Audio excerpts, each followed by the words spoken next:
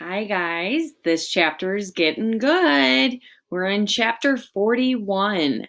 The McNabb boys didn't know whom they did expect Maniac to bring to the party. But one thing for sure, they did not expect to come walking through the front door with the black kid. And that was only half of it. From the way the kid swaggered in, from the candy bar that jutted like a chocolate stogie from the corner of his mouth, from the ripstone evil scowl on his face, the kid had to be none other than Mars Bar Thompson himself. If black meant bad, if black meant in your face nastiness, if black meant as far from white as you could get, then Mars Bar Thompson was the blackest of the black. Here, in the middle of their living room, stopping the party, the neighborhood kids, the Cobras, even George McNabb, stopping them dead as traffic. Just walked in through the front door, the steel door, breezed right on in, past the bars, standing there. I own this joining thing before they knew what was happening, before anyone could reach for anything, which of course is just what Maniac had in mind. Remembering how little Grayson had known about black people and black homes, thinking of the McNabbs' wrong-headed notions, thinking of Marsbar's knee-jerk reaction to anyone wearing a white skin, and thinking, naturally, what else would you expect? Whites never go inside blacks' homes, much less inside their thoughts and feelings.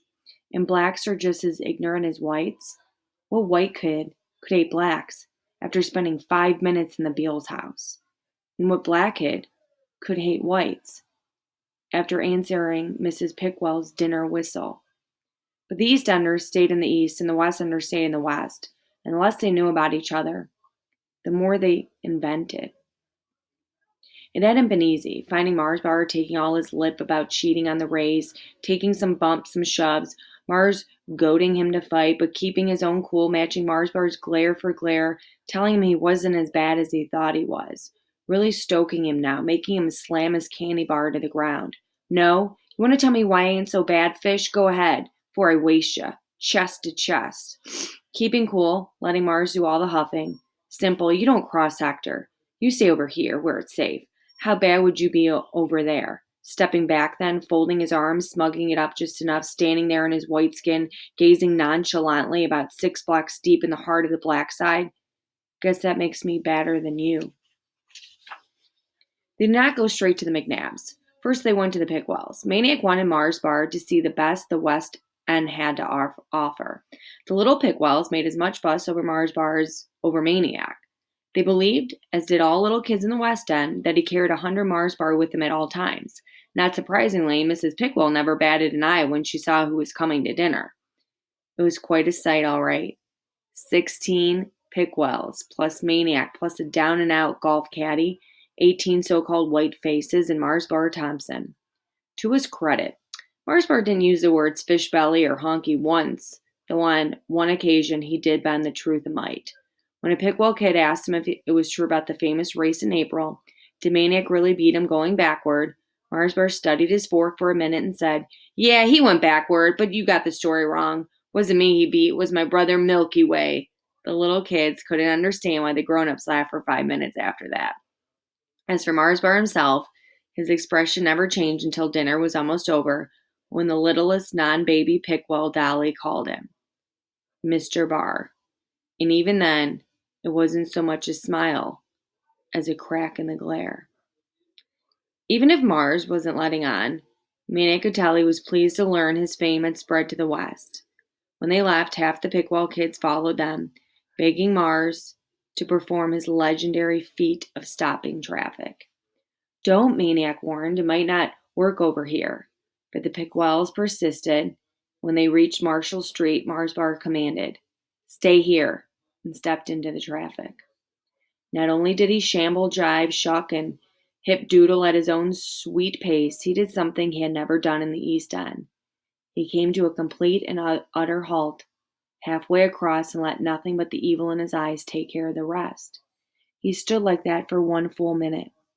By the time he finally moved on to the far side, so the legend goes, 23 cars, several bicycles, and a bus were stacked to a dead stop in both directions.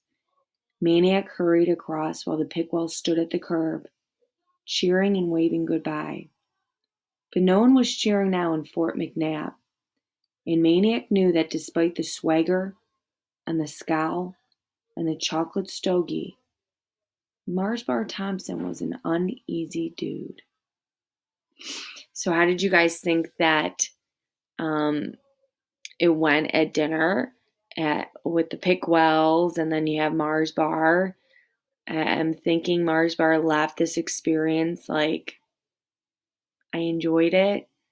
But Maniac brought up a good point earlier in this chapter when he said the EastEnders are just inventing all this myth and what they think goes on in the West End. And in the West End, they're making up a bunch of stuff about the East End as well. They're just inventing what happens, inventing who says what on the other end, but they don't actually take time to get to meet others on the other side of town. So I think that was really important that I often think about in the real world.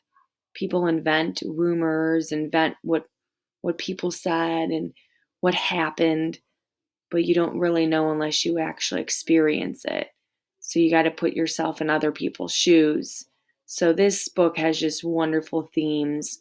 One of them is definitely stereotypes or racism. Um, it's definitely better today, but it still exists in the world.